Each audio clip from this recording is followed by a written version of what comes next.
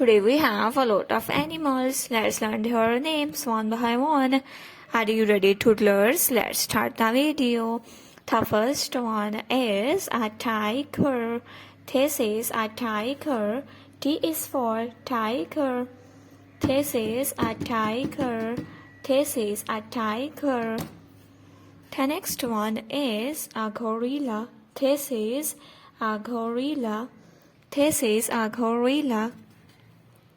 This is a saurus. This is a saurus. This is a saurus. This is a kangaroo. This is a kangaroo. K is for kangaroo. This is a camel. C is for camel. This is a camel. Camel lives in desert. This is a parrot. P is for parrot. This is a beautiful parrot. This is a rabbit. This is a rabbit. R is for rabbit.